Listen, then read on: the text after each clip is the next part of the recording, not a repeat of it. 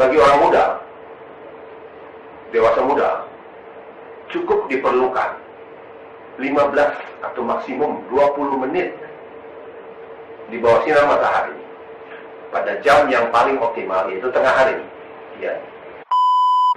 Jadi vitamin D ini sumbernya ada 3 sumber besar, yaitu makanan, yang kedua adalah sinar matahari, dan yang ketiga adalah suplemen vitamin D3. Semakin tua seseorang, maka kemampuan untuk membentuk vitamin D melalui bantuan sinar matahari akan sangat menurun. Ada penelitian yang menyebutkan bahwa pada orang yang berusia 60 tahun, kemampuannya membentuk vitamin D hanya tersisa 25% dari kemampuan pada orang muda. Jadi, kenapa kita mengambil siang hari dan waktu singkat? Karena yang kita cari sebenarnya adalah ultraviolet B. Ultraviolet B ini yang akan menghasilkan vitamin D dalam proses di kulit kita, menyebabkan wrinkle, keriput, dan akhirnya juga bisa menyebabkan kanker kulit. Itu sebabnya kita menghindar dari berjemur pada pagi hari, karena pada pagi hari, jam-jam pagi hari itu lebih banyak ultraviolet A-nya. Jadi adalah safe untuk mengatakan setelah 40 tahun maka kemampuan kulit Anda membuat vitamin D dengan bantuan sinar matahari adalah sangat menurun. Makin tua, makin menurun. Jadi bagi pasien yang sudah berumur, lebih baik opsinya adalah minum saja suplemen vitamin D3. Hanya ingin menekankan bahwa kalau Anda sudah berumur, lebih baik Anda jangan berjemur, karena manfaatnya tidak banyak lagi, bahkan mudaratnya lebih banyak.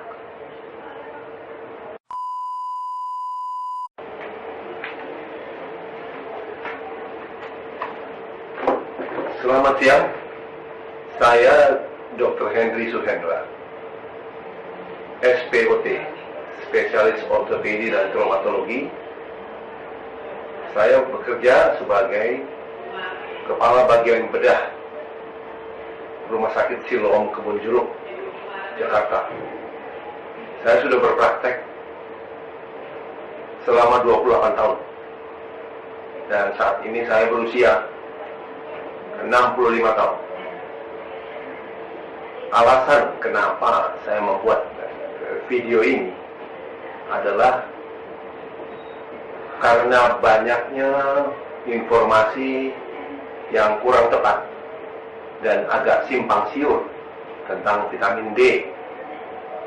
Padahal kita tahu vitamin D sangatlah penting untuk segala macam fungsi organ-organ pada tubuh manusia. Orang pada umumnya mengerti bahwa vitamin D diperlukan untuk kesehatan tulang. Tetapi sebenarnya bukan itu saja. Banyak sekali fungsi dari vitamin D.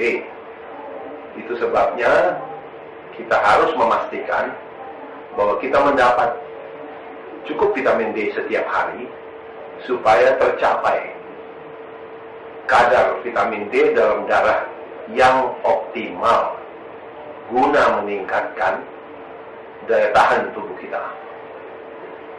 Jadi vitamin D ini sumbernya ada 3 sumber besar, yaitu makanan, yang kedua adalah sinar matahari, dan yang ketiga adalah suplemen vitamin D3. Dari makanan pada dasarnya kita tidak bisa mengharapkan jumlah yang besar. Kita tidak bisa mengharapkan dari makanan untuk mencapai kadar optimal dalam darah. Jadi sebenarnya pilihan kita tinggal 2, sinar matahari atau dari suplemen. Nah, hari ini saya mau bicara tentang sinar matahari, karena sinar matahari adalah sumber utama vitamin D.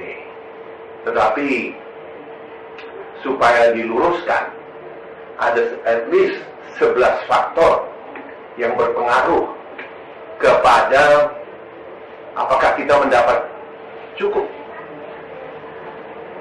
vitamin D dari proses sinar matahari itu. Jadi ada 11 faktor. 6 faktor pertama itu berasal dari lingkungan, from our environment. Tapi ada 5 faktor yang berasal dari pasien sendiri. 6 faktor yang berasal dari lingkungan kita adalah, saya sebutkan, 1, latitude. Latitude adalah lintang utara atau lintang selatan. Itu menentukan lokasi tempat kita berada. Yang kedua, altitude. Itu adalah ketinggian dari permukaan laut. Yang ketiga, season atau musim. Tentunya ini berpengaruh di negara-negara bermusim, 4 musim. Kemudian waktu atau jam pada hari tersebut. Kemudian yang kelima adalah air pollution. Yang keenam adalah ketebalan awan. Maksudnya apabila mendung tentu berbeda dengan hari yang cerah. Dan 5 faktor yang berasal dari manusia sendiri, dari pasien sendiri adalah skin type, jadi jenis kulit, ya.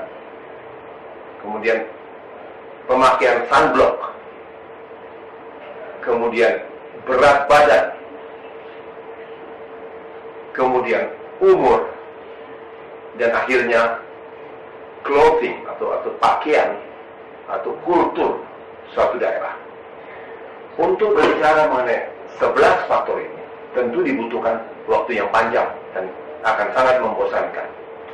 Saya kali ini hanya mau berbicara mengenai salah satu faktor yang menurut saya paling sering disalahartikan atau paling banyak hal yang kontroversial mengenai hal ini.